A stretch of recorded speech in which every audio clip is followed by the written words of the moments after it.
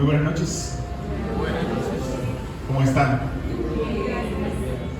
Estamos muy complacidos de encontrarnos esta noche aquí nuevamente. Muy contentos de poder ver a muchas personas por primera vez, a muchos otros ya nos hemos visto en repetidas ocasiones.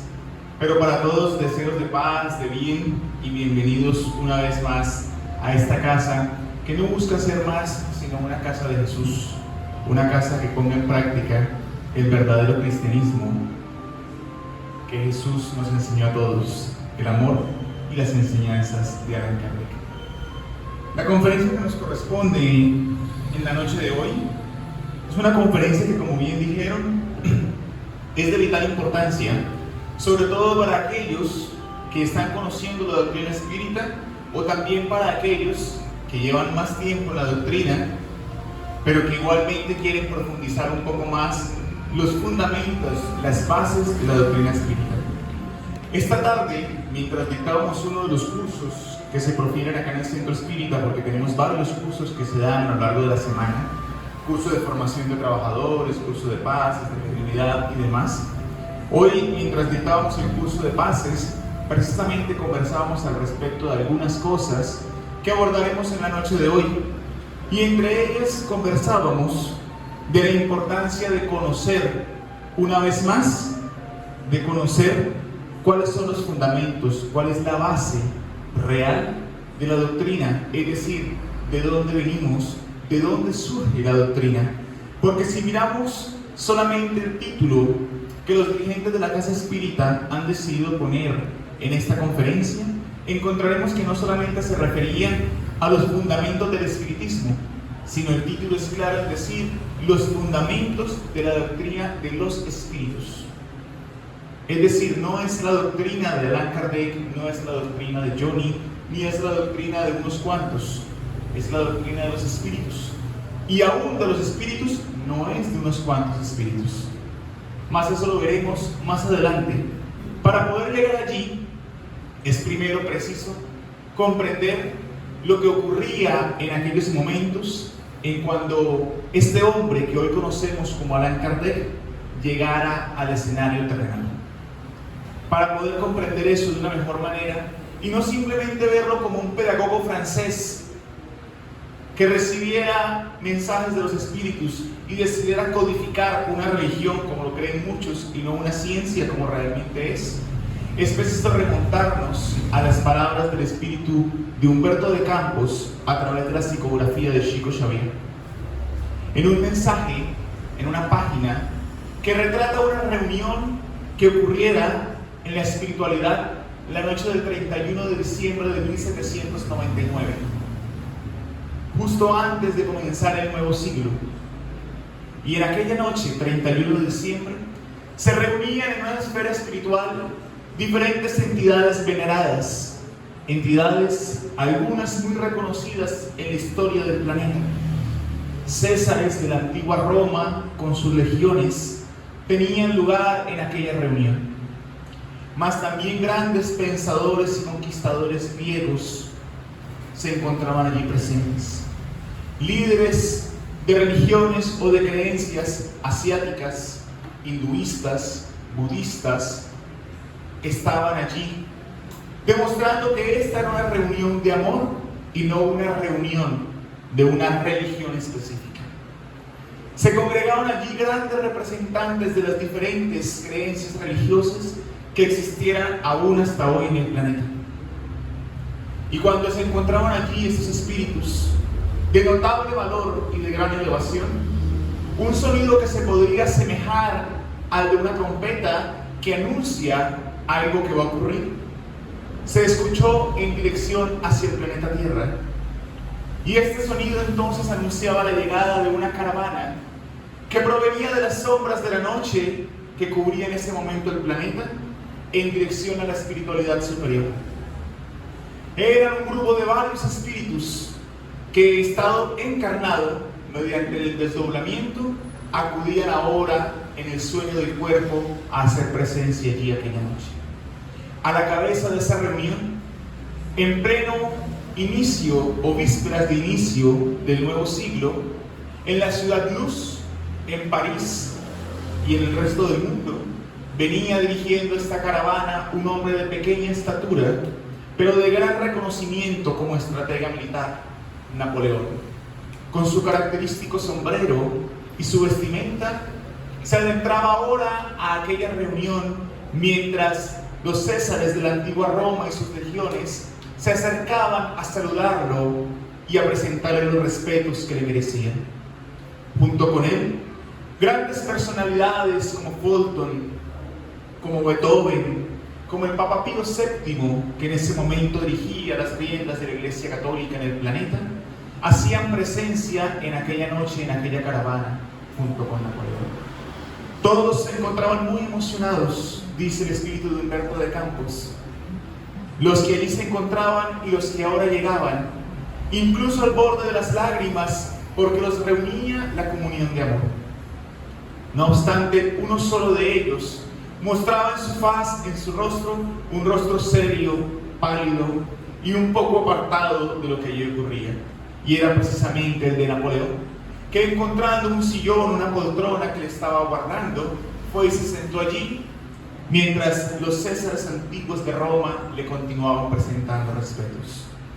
En aquel instante, un nuevo sonido como de trompeta se elevaba ahora en dirección a lo alto, y una caravana que no provenía de las sombras de la tierra, sino de las luces de lo alto, permitía que figuras luminosas cual estrellas descendieran hasta aquel lugar y al toque del suelo de aquel sitio fueran tomando poco a poco una forma más humana. Eran notables espíritus que allí se encontraban reunidos, encarnados como por ejemplo el padre de la pedagogía del amor, Pestalozzi, que allí se encontraba en estado de desdoblamiento. Ahora se encontraba junto a espíritus de la antigua Grecia, como por ejemplo Platón, Aristóteles, Sócrates, Orígenes, Hipócrates, entre tantos otros. Grandes campeones de la historia, como Juana de Arco, Emanuel Swedenborg, Fenelón, tenían presencia en aquel momento. El apóstol Pablo y muchos otros acudían a aquella reunión. Cuando en ese instante una figura más luminosa que las anteriores tocó finalmente aquella asamblea, y Napoleón, que hasta ahora permanecía impávido ante todo esto, al ver a aquella figura que tomara su forma más humana y reconocerle, se levantó de la silla apresuradamente y se postró ante esta figura. Las lágrimas ahora corrían por los ojos de Napoleón. Esta figura humildemente lo tomó de los brazos, lo levantó y lo trajo hasta su seno, hasta su pecho y lo abrazó. Mientras una voz que no lograba divisarse de quién era, pero que todos sabían en su corazón de dónde provenía, entonces ahora habló desde la espiritualidad superior a Napoleón, diciéndole: tú, que ahora has sido convocado para dirigir las riendas y los destinos de Francia, pero que en el ayer ya tuviste la oportunidad de dirigir y regir los imperios cuando fuiste César en la antigua Roma, hoy te encuentras aquí frente a mi apóstol para que junto con él construyas la nueva etapa, el nuevo siglo de cristianismo que ha de abrirse en el planeta dentro de breve. Tienes la misión de poder abrir los caminos necesarios desde tu posición de destaque, pero ante todo con la humildad que debe caracterizarte para que Él pueda entonces cumplir la misión que le corresponde. La humildad siempre debe ser tu compañera y el orgullo tu principal enemigo, jamás dejándote tentar por el poder que hoy ostentas, el cual te llevaría al declive si en él caes. Esta voz le habló por algunos minutos más, y Napoleón, mientras abrazaba a este ser de luz, lloraba profundamente.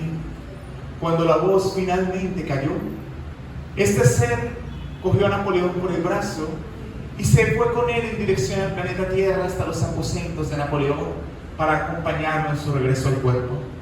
Mientras los demás espíritus reencarnados cada uno volvían a sus hogares, y aquellos que se encontraban desencarnados pero estaban próximos a reencarnar tomaban rumbos hacia los nuevos procesos reencarnatorios que tendrían lugar.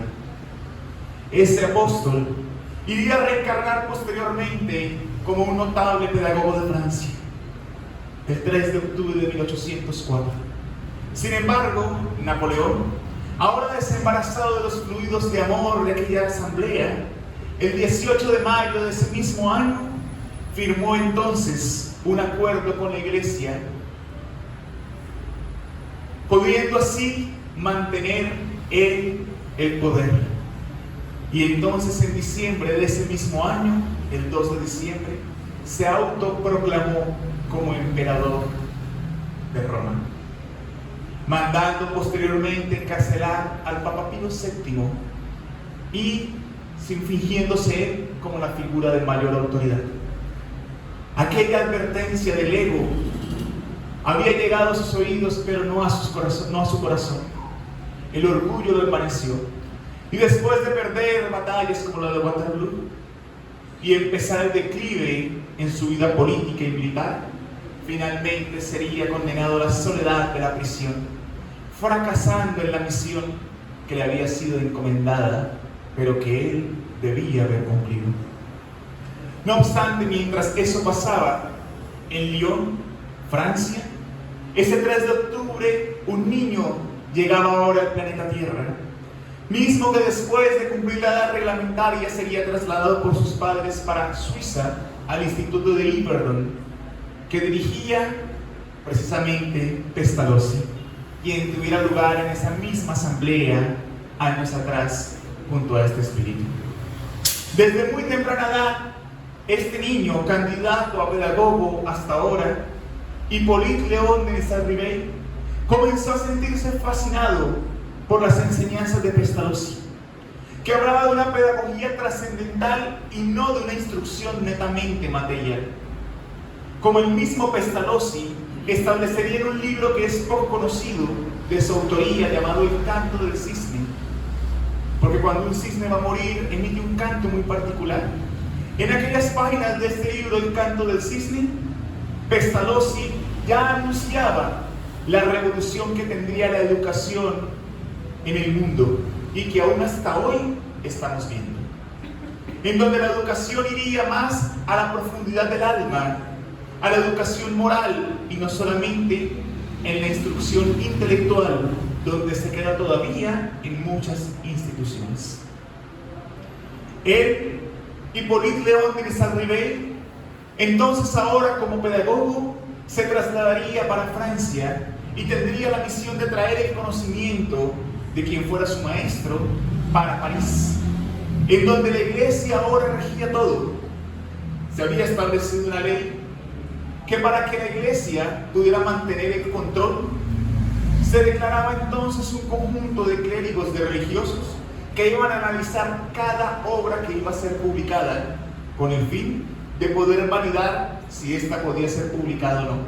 Y si iba en contra de lo que la Iglesia promulgaba, la amenaza era la Inquisición. Esto había tenido lugar ya que ahora Napoleón III, sobrino de Bonaparte, había llegado al poder prometiendo devolver la República. Y cuando se hiciera entonces al poder, negó todo y se proclamó nuevamente emperador. Pero para poder mantener el poder, firmó este acuerdo con la Iglesia. Todo este caldo, podemos decirlo así, sociopolítico, era el que rodeaba al profesor Rivé en aquel momento. Él, bastante conocedor, agnóstico, un magnetizador muy importante en aquel momento, estudiante de todo lo propuesto por Franz Anton Mesmer, vivía cada vez investigando ese espíritu curioso, queriendo aprender cada vez más, viendo todas las nuevas cosas que estaban surgiendo y queriendo encontrar la respuesta a muchos otros interrogantes, pero nunca siendo crédulo. Por el contrario, bastante crítico, bastante analítico. Y tuviera entonces conocimiento, después de haber fundado un liceo en su casa para impartir clases de diferentes materias, para incluso escribir libros para la Universidad de la Sorbona, uno de los entes más reconocidos hasta hoy en la educación moderna. Él tuviera conocimiento de un fenómeno que estaba muy de moda y que sería conocido como las ciencias danzantes. pero nunca había querido practicar esto, ni siquiera asistir a las reuniones.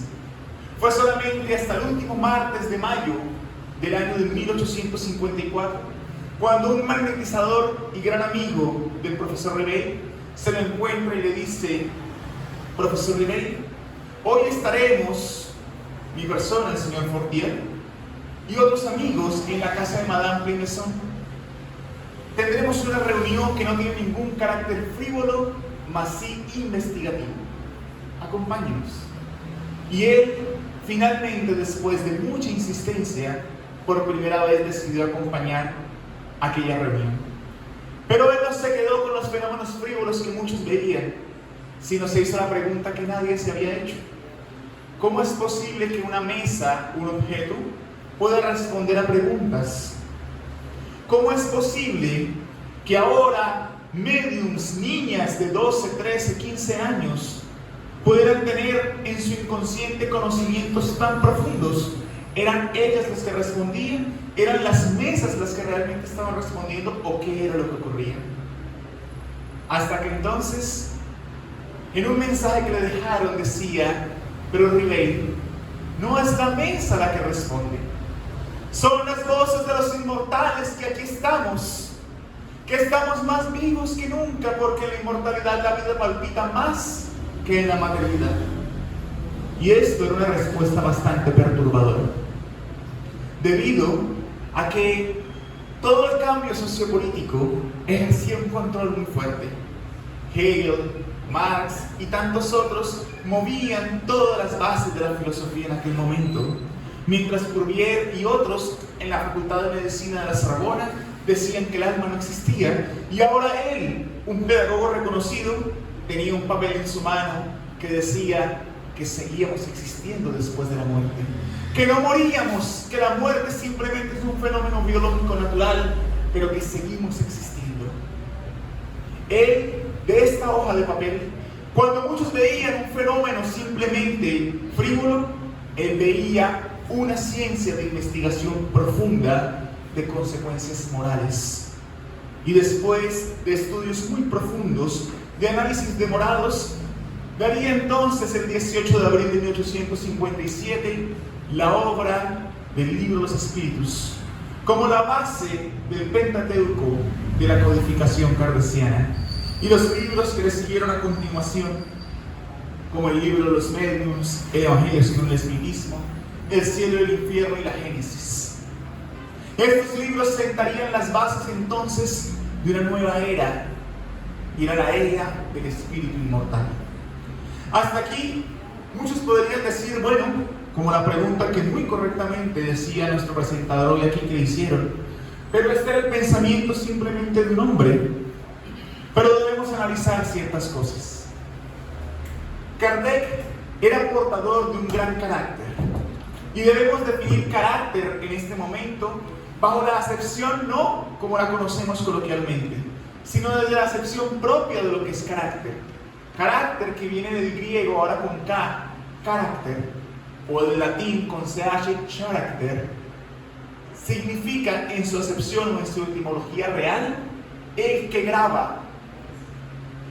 Kardec traía grabado en sí ya las condiciones necesarias que no fueron desarrolladas en esa única existencia para el trabajo que quería realizar. Pues en una comunicación posterior, un espíritu le diría: yo me acuerdo de ti, Ribeiro, me acuerdo de ti porque juntos convivimos hace muchos años en las antiguas Galias, cuando los dos éramos druidas. Tú eres un sacerdote druida vegetariano que adorabas al dios Vispaper, el dios de la fraternidad, reencarnacionista.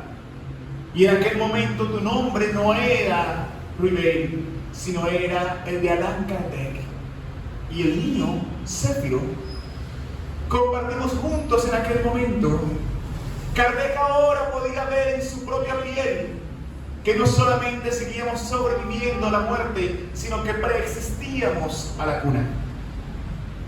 Y esto todavía afianzaba más sus conocimientos.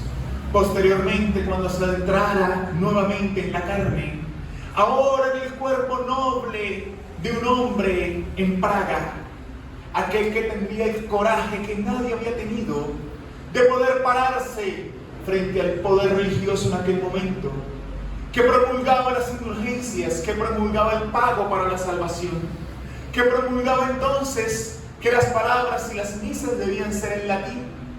Incluso el sacerdote o cura la daba de espalda al pueblo, porque el pueblo no tenía derecho a entrar en contacto casi con él. Era prohibido orar directamente a Dios. Debía hablarse con el sacerdote para que él hablara con el obispo, para que él hablara con el papa y el papa pudiera hablar con Dios, que era el único autorizado a hablar con el Señor. Y este hombre notable en Praga, en Checoslovaquia, Juan Hus, tendría entonces el coraje de decir no. Todos podemos comunicarnos con Dios porque Dios es un Dios de amor. La misa, la enseñanza debe ser en el lenguaje necesario para que las personas comprendan y puedan mudarse para mejor. Y esta, que fue visto como una herejía por la iglesia, lo llevara a ser quemado vivo en las hogueras. Y ahora retornaba al escenario carnal nuevamente para estar ante esta revelación, ante este paracleto que es la doctrina espírita, para que pudiera codificar los conocimientos que los espíritus allí traían. Por eso Kardec, apenas en el preámbulo del libro ¿Qué es el espiritismo?, diría: el espiritismo es al mismo tiempo una ciencia de observación y una doctrina filosófica. Y esto nos llama profundamente la atención, porque cuando vamos a ver el frontispicio del libro de los espíritus, abrimos la portada y lo que dice en la primera hoja, incluso arriba del nombre del libro, el libro de los espíritus, la primera palabra que Kardec coloca en el libro es filosofía espiritualista. Es decir, es la única filosofía capaz de responder fuera de las fronteras de la materia, de dónde venimos, por qué estamos aquí, para dónde vamos, lo que son las bases de la filosofía griega, de la filosofía primitiva. Es la filosofía espiritualista. Es una doctrina filosófica y una ciencia de observación. Y continúa diciendo, como ciencia práctica, consiste en las relaciones que pueden establecerse con los espíritus. El espiritismo no vino a hablar de mediunidad, porque mediunidad no es espiritismo. Pero la mediunidad ya existía desde mucho antes del espiritismo. En la antigua Grecia, en Egipto, en muchos lugares a lo largo de la historia hay evidencias de la mediunidad. Pero ahora él establece un parámetro diferente, porque dice que consiste en las relaciones que se pueden establecer con los espíritus, pero como ciencia, es decir, investigativa y observativa. Y continúa diciendo, más como filosofía, comprende todas las consecuencias morales que se desprenden de estas relaciones. Y esto, para mí, en nuestra opinión muy humilde y personal, es quizá lo más trascendental. Diría el espíritu de Emmanuel, guía espiritual de Chico Xavier, que de fenómenos están llenos todos los rincones del mundo. Podemos ir a cualquier parte y encontrar fenómenos bíblicos. Hoy veía un enunciado que llamaba mi atención de un doctor que es médico de urgencias y decía: yo como médico veo los espíritus que llegan a recibir a los pacientes que están desencarnando, y como médico puedo ver eso. Yo decía: wow, ¿cómo debe ser la experiencia como médico, como profesional en la salud? El ver todo el proceso fisiológico, pero también poder ver el proceso espiritual que se da conjuntamente. Fenómenos hay en cualquier parte, más el estudio de las consecuencias morales que de ellos derivan, eso es lo que hace trascendental al espiritismo. Porque no solamente lo ve como algo sensacionalista, sino lo que de allí desprende. Y por eso continúo diciendo, podemos definirlo del siguiente modo: el espiritismo es entonces la ciencia que trata la naturaleza, el origen y el destino de los espíritus, así como sus relaciones con el mundo corporal. Y vamos entonces a analizarlo brevemente por pasos. Primera pregunta de la filosofía: ¿quiénes somos? Dice, el espiritismo es una ciencia que trata de ¿qué? La naturaleza. Es decir, responde a lo que somos realmente. A lo que nosotros somos. Nuestra naturaleza. Ahora dice, ¿de dónde venimos? El origen. Pero no el origen de la familia, del apellido, sino como espíritus inmortales que somos, que ha de ser nuestra principal felicidad, hay que recordarlo. ¿De dónde venimos? Ahora, tercera pregunta. ¿A dónde vamos? El destino, pero no el destino de nosotros como materia, sino el destino de nosotros como espíritus.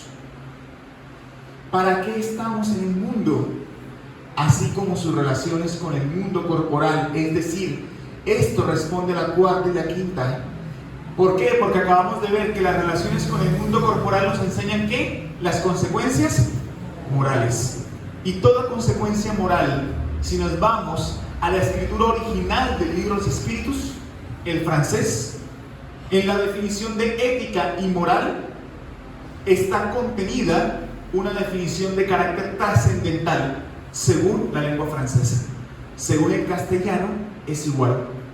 Cuando se habla de ética y moral, se incluye en sí una definición trascendental, es decir, cómo debemos obrar, cuáles son los lineamientos para nosotros poder obrar de mejor manera. ¿Es claro eso? ¿Sí? Ahora, en la Génesis, queriendo ir más allá, porque diríamos, pero los fundamentos no son los que están allá en el cartel que dice fundamentos de la doctrina. Sí, pero no podemos llegar a comprenderlos sin comprender de dónde vienen esos fundamentos. Por eso Kardec es muy claro en la Génesis cuando dice esto: a pesar de la intervención humana en la elaboración de esta doctrina, y ojo que lo pusimos aquí en rojo, la iniciativa pertenece ¿a quién? A los espíritus. A los espíritus. Por eso la doctrina no es de Allan Kardec, es de los espíritus. Por eso la conferencia no se llama los fundamentos de la doctrina de Allan Kardec, sino los fundamentos de la doctrina de los espíritus. Pero era necesaria la intervención humana, pero una intervención humana que realmente pudiera ser la intervención correcta y no estuviese viciada por el ego, por el orgullo, por la vanidad. Por eso cuando a Kardec, a través de la medium Jafet, con apenas 15 años, el Espíritu de verdad le dice: Ribeiro, te prevengo de la misión que te corresponde realizar, porque es al mundo entero a quien se trata de arremecer. Y continúa diciéndole, y cuando muchos aquí diríamos: uy, la misión que tenemos, voy a estremecer el mundo completo yo, porque nos pasaría muchos víctimas de nuestro propio ego. Kardec responde lo contrario, dice: ¿y si yo fallase? Era la humildad, que no pretendía ser más. Y los espíritus le responden entonces: si tú fallases, otro te sustituiría, porque los designios de Dios no reposan sobre una sola persona. Si ven la humildad de Kardec, pero la respuesta contundente de los espíritus. Y él cumplió tan a cabalidad su misión, que por eso Camilo Flammarion, en el discurso, cuando lo están enterrando en el cementerio de Montmartre, diría que Kardec es el buen sentido encarnado, porque era el ser que podía hacer esa intervención de manera correcta, a pesar de que la iniciativa fuera de los espíritus, pero no de uno en especial, ya que es el resultado de la enseñanza, y esto es lo más importante, colectiva y concordante de muchos espíritus.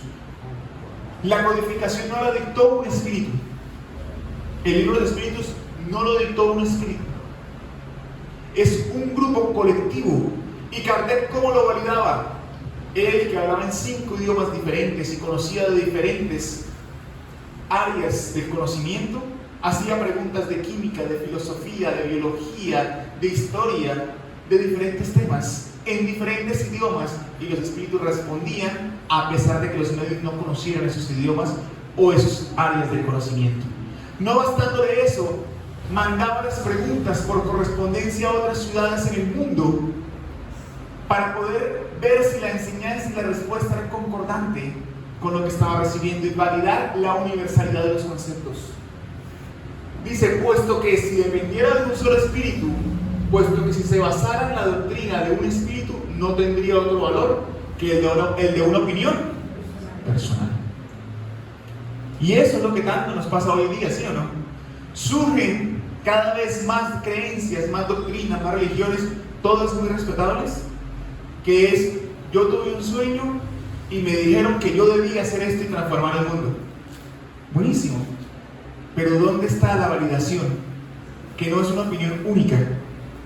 ¿Dónde hay un sistema concordante y colectivo? ¿Qué es lo que realmente valida una ciencia? Ahí es donde radica la diferencia. Por eso en el Evangelio según el Espiritismo, apenas en la introducción, dice esto, la fuerza del espiritismo. La fuerza del espiritismo no es como muchos creen, ay, la fuerza del espiritismo es la mediunidad. No, no es la mediunidad. La fuerza del espiritismo dice, ¿está en dónde? En la universalidad de la enseñanza de los espíritus. Constituye entonces la fuerza del espiritismo es la universalidad de las enseñanzas. El espiritismo es una verdad que no teme ni a la mala voluntad de los hombres, ni a las revoluciones morales, ni a los cataclismos físicos del globo, porque nada de esto puede alcanzar a los espíritus. Eso me parece fenomenal. Porque no está supeditado a las condiciones materiales de las cuales nosotros somos presos. Si ahorita ocurriera un terremoto, todo lo material acabaría, pero un terremoto afectaría a los espíritus. No, para nada. Que alguien salga aquí por la calle y diga, no, allá eso es malo, eso es brujería, ¿eso afectaría a los espíritus? No. Porque está por encima de todo esto. Por eso no teme la mala voluntad de los hombres. ¿Cuánta gente dice, no, yo no digo que soy espírita porque de pronto me van a rechazar, me van a criticar? Eso es porque todavía estás basando el conocimiento espírita en la materialidad. Y no has interiorizado mejor que es la doctrina de los espíritus.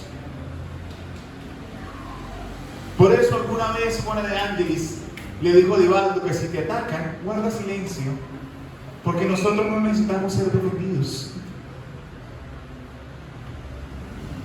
Y ahí está Divaldo con más de 90 años y continúa trabajando. Precisamente porque en esto radica la fuerza del espiritismo. Ahora el espiritismo presenta un triple aspecto, si lo hemos visto hasta aquí. Si hemos analizado lo que hemos visto hasta aquí. Kardec lo propone como una ciencia y una filosofía. Una ciencia y una filosofía. Y las consecuencias morales, es decir, el triple aspecto de la doctrina espírita: ciencia, filosofía y moral. Por eso es que es tan fuerte, y por eso no es solamente de un ser o de una persona. Esto me lleva a recordar a un espíritu notable, un espíritu maravilloso que enseña constantemente, que trabaja constantemente. Y es el espíritu de este hombre, Manuel Viana de Carvalho. Viana fue militar en Brasil hace muchos años. Y como militar que era, como oficial del ejército, tuvieron la oportunidad de conocer la doctrina espírita, conocido que le entregara el libro de los espíritus. Y él, al leerlo, se sintió fascinado por esta obra. Atravesaba momentos difíciles en su vida, y esta obra, sin lugar a duda, fue luz en los momentos que vivía. Así es que él se convirtió en un gran orador espiritual, de los principales oradores de la doctrina espírita. Y ese el año más o menos de 1923 se encontraba en la ciudad de Curitiba. Él, como oficial del ejército, lo mandaban a diferentes ciudades a trabajar. Y encontrándose en la ciudad de Curitiba, él afrontaría un problema que ya era común. Cuando entonces se paraba y daba las conferencias espíritas con su verbo bien acalorado y una enseñanza muy profunda, salían entonces los detractores de la doctrina e iban a unirse con la Iglesia Católica y el ejército, y le presentaban las quejas al ejército, diciendo: mire, un representante suyo, un oficial del ejército, está promulgando una secta que habla de los espíritus y de los muertos. Y él entonces tenía que ser llamado a descargos y lo mudaban de ciudad. Pero esto le permitía poder llevar el mensaje a más partes. Y en 1923 se encontraba en Curitiba, terminó de dar una conferencia y días después lo llamaron entonces a descargos en el ejército.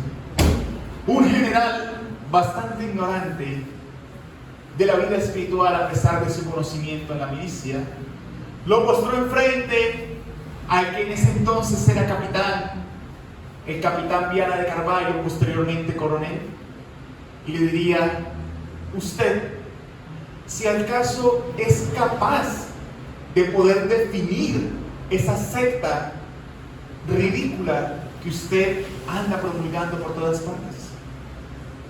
¿Puede esa secta ridícula, si al caso, tener una definición racional, señor?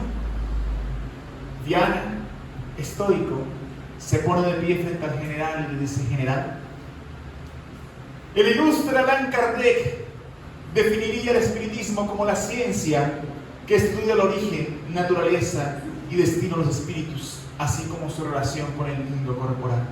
Y comenzó entonces a explicar los principales fundamentos de la doctrina de los espíritus. Mientras que el general, callado ante el verbo de ese hombre que parecía no emanar de la boca sino del corazón, escuchaba en silencio, cuando en un momento de inspiración, Viana entonces, mirando al general, le diría: señor, puedo llegar a decirle incluso que el espiritismo es la ciencia de la filosofía de la ciencia y la ciencia de la religión. En una definición profunda y contundente de lo que es el triple aspecto de la doctrina de los espíritus. El espiritismo es la ciencia de la filosofía de la ciencia y la ciencia de la religión. Este notable espíritu, que ha dejado varios libros psicografiados a través de las manos de Edivaldo Pereira Franco, precisamente refiriéndose a este triple aspecto, nos dice que el espiritismo, en su condición de ciencia, de observación, dice, en su condición de ciencia de observación, el espiritismo revela ¿qué? El origen de los fenómenos mediúmnicos, sus mecanismos y sus hechos, eliminando ¿qué? Lo milagroso y las supersticiones con que estuvieron involucrados, para demostrar ¿de qué? De que se trata de manifestaciones centradas en facultades que, ojo, todas las criaturas humanas poseen y que se hallan radicadas en el organismo. Es decir, el espiritismo, a través de Allan Kardec, saca la mediunidad de la superchería, de lo milagroso, de las supersticiones que se le atribuye a los magos, a las brujas y demás, para demostrar que la mediunidad es una condición natural e inherente a todos los seres humanos, que simplemente es más ostensible en unos que en otros, pero que es un sentido más de nuestra vida. Recuerdo que estando frente a la tumba de Allan Kardec en el cementerio Père Lachaise en años anteriores, cuando uno se para y da la vuelta a la tumba, hay una hoja ahí, un papelito metido como un acrílico transparente, escrito en francés. La tumba es llena de flores y cuando uno da la vuelta, se para atrás y puede leer eso. Puede leer: Allan Kardec fue el único capaz de sacar los fenómenos mediúmnicos, los conocimientos de más allá de la vida, de la superchería, de lo milagroso y de las supersticiones, para colocarlo en lo que es la verdad y lo natural. Eso es lo que está al respaldo de la tumba de Kardec. Y es lo mismo que aquí Viana de Carvalho nos dice cuando se refiere al espiritismo como ciencia. Ahora, cuando se refiere al espiritismo como filosofía,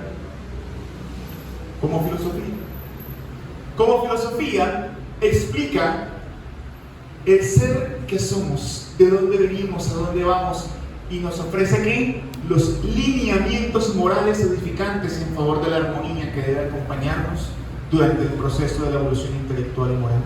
Es decir, como filosofía nos da las bases para un comportamiento ético-moral correcto y adecuado, no regido únicamente por las leyes terrenales que son temporales y que muchas veces son establecidas por conveniencia de quienes rigen el poder temporal.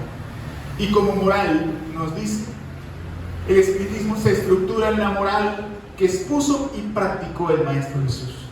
Es decir, el espiritismo no viene a proponer una moral nueva, sino la misma de Jesús, a restablecer en los corazones que se había visto perdido, haciéndonos que reflexionar sobre la necesidad de transformar nuestra conducta y nuestro comportamiento.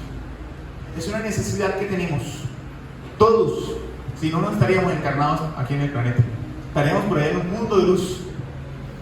Pero si estamos aquí es porque tenemos algo que aprender, ¿cierto? O alguien dice, no, yo humildemente soy perfecto. ¿Sí? Ninguno, listo. Todos tenemos la necesidad de aprender, de evolucionar. Y eso, la moral de Cristo nos hace reflexionar sobre la importancia de nosotros reformarnos.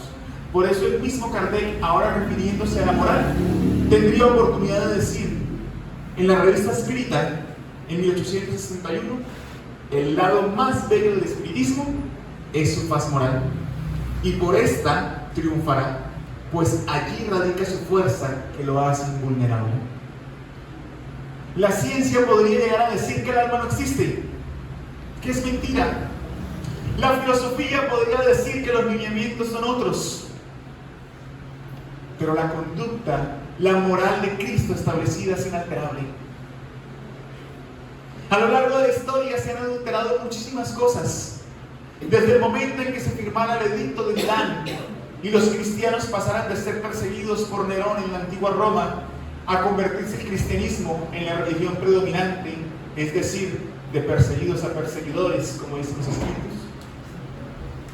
Desde ese momento se desvirtuaron muchas cosas. Sin embargo, lo único que se mantiene y jamás ha podido adulterarse es la enseñanza de Jesús, de amarnos los unos a los otros, de hacer a los demás aquello que nos gustaría que nos hicieran. Otra cosa es que no lo practiquemos, que nos cueste, pero la enseñanza ha sido la misma hace más de 2000 años. Y esa es lo que hace invulnerable al espiritismo. Por eso es que cuando hablamos de fundamentos de la doctrina, tenemos unas bases certeras. Son los caracteres de la revelación que están en la Génesis capítulo 1 y que permiten que nosotros tengamos unas bases certeras cuando hablamos de los fundamentos de la doctrina de los espíritus. El primero de ellos es la existencia de Dios. Dios, como inteligencia suprema, causa primera de todas las cosas, no como un ser amorfo, no como un ser con forma, como ese señor ancianito que está sentado allá en la silla de barba larga, o el ojo que todo lo ve, sino como el amor que nos inunda, en el cual vivimos inmersos. Como dicen los espíritus, la inteligencia suprema causa primera de todas las cosas, en la cuestión número 1 del libro de los espíritus. Esa es el primer fundamento de la doctrina, nuestra no solamente creencia, sino seguridad de la existencia de Dios, que como dicen las preguntas siguientes, 2, la 3 y la 4, podemos evidenciar entonces en el axioma que aplicamos a lo que nos rodea. Si algo no fue hecho por el hombre, fue hecho por Dios. Segundo fundamento entonces, Jesús como guía y modelo. Kardec interrogaría a los espíritus en la cuestión 625 de los espíritus. ¿Cuál es el guía y modelo que Dios ha entregado a los hombres? Ve a Jesús. En la versión en español, en la versión en francés, Jesús. Sin más, sin posibilidad de dudas, sin peros. Jesús. Jesús como guía y modelo del mundo, porque a diferencia de muchos profetas que antes hablaban de hacer el bien, Él no solamente lo hablaba, lo vivenciaba. Al punto de decir en la cruz, Padre, perdónalos porque no saben lo que hacen. El tercero, la inmortalidad del alma. Quizás, como ya dijimos, de lo que más nos hace felices. Qué felicidad saber que somos inmortales, ¿no? Eso da tranquilidad, a mí me da tranquilidad. Eso no quiere decir que uno no piense en la muerte y diga, uy, pero da tranquilidad, porque seguimos existiendo. Y nos lleva a pensar que cuando pensemos en la muerte digamos, uy, no es por el temor de qué habrá después, sino más bien por la reflexión de si aproveché el tiempo que Dios le dio en esta vida. Somos seres inmortales. Preexistimos a esta vida y sobrevivimos a la tumba. Y eso es lo que nos permite crear un plan de vida pensando en Jesús y no solamente en la inmediatez material. La reencarnación, que nos permite comprender que hoy somos el fruto de lo que ayer sembramos y que mañana en una nueva vida seremos el fruto de lo que hoy sembremos. Es decir, que muchas de las pruebas, expiaciones y momentos que hoy vivimos son fruto de nuestros propios errores, pero que hoy podemos construir un mejor mañana. Lo que nos hace responder a esas preguntas que yo me hacía cuando era todavía muy niño, porque joven todavía soy, muy niño, yo decía, pero ¿por qué? Porque hay gente rica y hay gente pobre, porque hay gente superdotada, porque hay gente enferma y discapacitada. ¿Dónde está la justicia de Dios?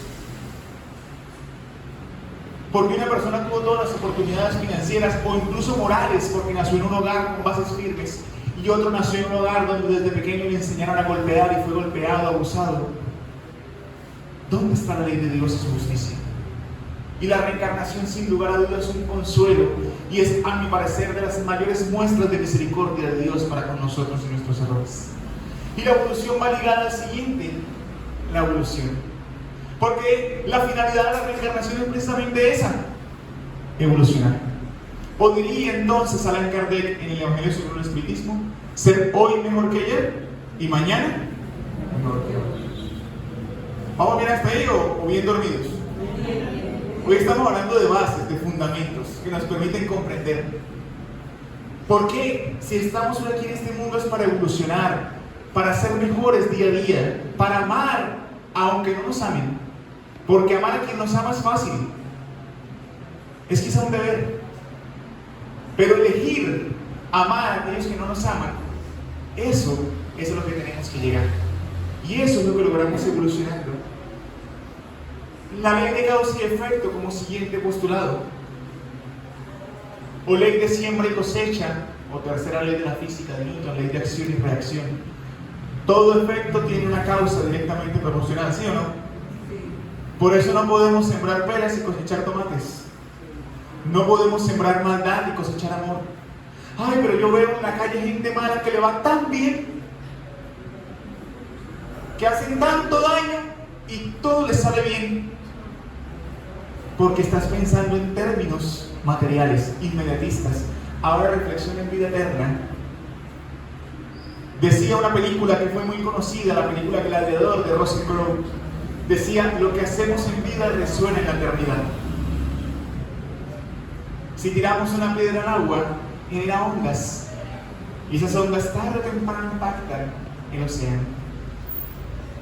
Por eso, la importancia de obrar adecuadamente, de amarnos los unos a los otros, de comprender por qué estamos aquí, para dónde vamos, cuál es nuestro destino. La comunicabilidad con los espíritus, que ya hemos hablado bastante hoy, ¿cierto? De la mediunidad, que no es espiritismo, repetimos, pero que nos permite tener conocimiento de qué pasa después de la vida material, pero enfocándonos en las consecuencias que de esto derivan y no solamente el fenómeno. Cuando las personas dicen, yo quiero una sesión mediúnica, yo conozco personas que me escriben constantemente, honestamente es relativamente constante. Yo me enteré, no nos conocemos, mi nombre es tal, y yo me enteré que tú eres medium y quería saber cuánto me cobrabas por una sesión. ¿Sí? Y siempre le decimos, mire, primero, no se cobra el espiritismo absolutamente por nada. Todo el espiritismo es gratuito, date gracias a lo que gracias recibiste. Y segundo, una sesión mediúnica no tiene nada de supersticioso, ni van a volar las mesas, ni se van a levitar las cosas. Es totalmente natural, pero se da cuando el mundo espiritual superior lo permite, no cuando tú te sientas a invocar porque sí. Pero es de mucho estudio, de mucha disciplina. Con gusto te puedo aconsejar, podemos hablar. Y ven, te invito al centro espírita y aprendemos juntos. La pluralidad de mundos habitados. Es un poco egoísta pensar que Dios creó un universo vasto e infinito para que solamente tengamos vida nosotros. Pero como nos gusta lo sensacionalista, pensamos que los ovnis han de llegar en naves, que ya entre nosotros viven seres con fisionomía igual a la de lagartos, escondidos queriendo conquistar el planeta, porque nos gusta lo sensacionalista, porque no comprendemos que hay otras vidas naturales, como la nuestra, en diferentes estados, claro está, de la materia y evolutivos, pero que simplemente somos una de las moradas que Jesús hablaba cuando dijo: hay muchas moradas en la casa del Padre. La casa de Dios es el universo, y las múltiples moradas, una de las que nosotros habitamos simplemente, quizás de las más ínfimas, y el último de los fundamentos, y para mí, quizás de los más bellos, la ley de justicia, amor y caridad. Porque cuando buscamos ser justos, nosotros entonces buscamos la ley de siembra y cosecha, o ley de causa y efecto. Porque cuando buscamos amar, nosotros creemos y demostramos con nuestros actos la creencia en Dios y la comprensión de que Jesús es nuestro guía y modelo. Porque cuando somos caritativos, estamos comprendiendo las consecuencias morales de la comunicación con los espíritus. Estamos comprendiendo que esa es una de tantas experiencias y que nos corresponde hacer el bien. Por eso, hoy que estamos acá estudiando los fundamentos, debemos preguntarnos si estamos viviendo nuestra vida conforme a la ley de justicia, amor y caridad. No la justicia terrenal, sino la justicia de Dios. Y si queremos estudiar qué entienden los espíritus por justicia, ahí está la codificación en donde es clara la respuesta de los espíritus. Amor, el mayor mandamiento, y la caridad, que no es más que el amor puesto en acción. Como hemos repetido en otras ocasiones, esa epístola, la primera epístola de Pablo a los Corintios, que siempre leen en el matrimonio, ¿recuerdan? Porque el amor todo lo puede, todo lo soporta, y se está mirando ella y él, todo lo soporta. ¿Sí? Y si es santanderiana, lo soporta más. Mi esposa es de San Vicente de Chucurí. ¿Sí? Una tierra muy buena, muy buena. A cuando vea la grabación, muy buena. Pero miren, esa epístola, por ejemplo, si nosotros nos vamos a la traducción original, Pablo no escribió amor. La traducción original del lenguaje que utilizaba Pablo, la palabra que Pablo escribió fue caridad.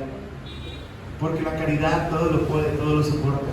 Porque aunque hable la lengua de los hombres y de los espíritus, si no tengo caridad seré como el platillo que resuena o la campana que retiñe. Pero la caridad es el amor puesto en acción. Es cuando llevamos el amor a los hechos y a las obras y no solamente en los labios. Por eso cabe preguntarnos, para buscar concluir, ¿qué entonces es lo que Dios quiere de nosotros en esta existencia? Nos permitió conocer la doctrina de los espíritus, nos permitió continuar aquí, o apenas ser simpatizantes, no importa, pero ¿qué quiere Dios de nosotros? Y voy a responderlo con una muy corta historia, muy corta pero real, que tuviera lugar en el año de 2001. Era aproximadamente el 10 de agosto de 2001, cuando uno de los empresarios que pertenecía a la lista Forbes de los hombres más adinerados, multimillonarios del mundo, se encontraba de visita en Jerusalén para cerrar un negocio. Él, que era israelí, pero vivía en Nueva York, se encontraba en Jerusalén buscando unas reuniones de diferentes temas, cuando sintió más o menos hacia las 10 de la mañana algo de hambre, y entonces le dijo a los demás: vamos a detener la junta, voy a bajar por un pedazo de pizza, por un pan, algo, voy a comer, tomar algo y regreso, y continuamos. Él, que era quien dirigía toda la asamblea, bajó, tomó el ascensor de su edificio, se fue, caminó por las calles y encontró una cadena de pizza muy famosa en Jerusalén. Miró las porciones y dijo: uy, quiero comerme una pizza con un refresco. Miró entonces la fila y era eterna esa fila. Se acercó al mostrador para mirar los sabores y pensando si hacía o no la fila, con un poco de cara de perdido quizá, cuando uno de los hombres que estaban en los primeros lugares, viendo que era extranjero, israelí, pero extranjero, y estaba perdido un poco, se acercó y le preguntó: Señor, ¿le puedo ayudar en algo? Sí, yo quisiera un pedazo de pizza, pero tengo una reunión y la fila está muy larga, entonces creo que será en otra ocasión. Señor, no se preocupe, mire, yo estoy aquí en 6º lugar. Tome un lugar y yo me voy al final de la fila. Pero Señor, no se preocupe. Le dio el lugar, él se fue. Este hombre, muy poderoso, compró su pizza, su refresco, salió caminando Y cuando se había acercado unos 100 a 200 metros de aquella cadena de pizzas, sintió que el piso se estremecía y una onda explosiva lo lanzaba al suelo. Un hombre bomba había estallado en el interior de aquella pizzería. Él se levantó como pudo, todavía aturdido, con la comida ahora en el piso, miró en dirección a la pizzería que estaba detrás de él e inmediatamente se acordó del hombre que le había enseñado el lugar. Salió corriendo a buscar, pero era tanto el bullicio, los escombros, él estaba sucio de escombros, que por más que caminó o buscó, no logró encontrar a este hombre. Pensó que había muerto en el impacto.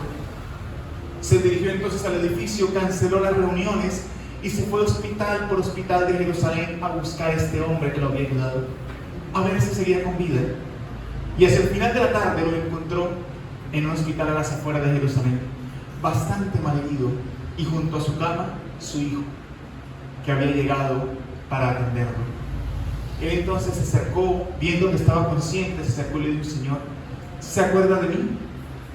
Yo soy la persona a la cual usted le cedió el lugar, y si no fuera por usted, yo en este momento estaría muerto. Usted me salvó la vida. Y el Señor, bastante con dificultad para hablar, le dijo: no, yo no lo hice intencionalmente, no sabía. Sí, pero aún así me salvó la vida. Mire mi tarjeta, y se la entregó al hijo. Yo vivo en Nueva York y soy multimillonario. Todo cuanto necesite, pídame.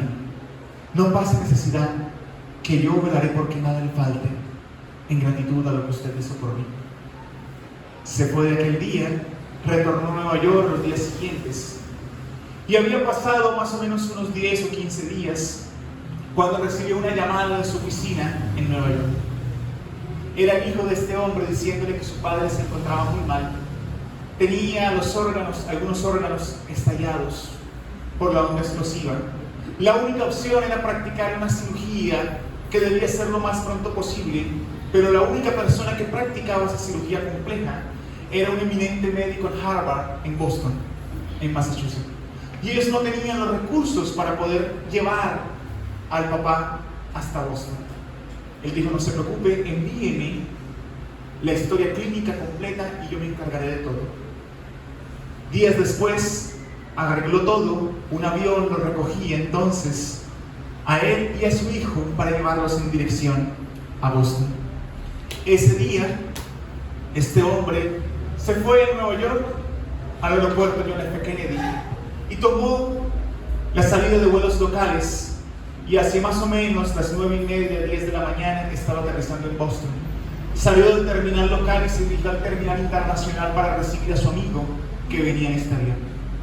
Lo recibió, lo montaron en la ambulancia, él ya había cuadrado absolutamente toda la cirugía, había pagado todo, y le pidió al hijo que lo acompañara en la limusina que lo recogía a él para llevarlo en dirección al hospital. Cuando llegaron al hospital detrás de la ambulancia y descendieron de la limusina, él quedó consternado porque todo el hospital corría de un lado a otro. Las personas estaban desesperadas, todo el mundo gritaba, y él entonces, sin saber qué hacer, volteó y vio entonces un televisor que se encontraba en aquella sala de la clínica y los titulares que anunciaban que ese día se acababa de chocar un avión contra la primera torre gemela. Y vio entonces ahora por CNN cómo el segundo avión impactaba la otra torre. Él entonces quedó frío viendo esta escena. Cuando le fue practicada la cirugía a este hombre y ya había pasado el periodo de convalecencia, él se acercó nuevamente, le preguntó cómo estaba y le dijo: ¿qué hay entre tú y yo? Porque has salvado mi vida por segunda vez. Yo tengo mi oficina en el piso 102 de la segunda torre, justo donde el segundo avión impactó. He llamado a Nueva York y todos mis empleados se encuentran muertos. Si yo no hubiese venido hoy aquí, estaría muerto también. Te debo mi vida por segunda vez. ¿Qué es lo que Dios quiere de mí para que me salve la vida por segunda vez? Pasados los días, este hombre regresó a Nueva York.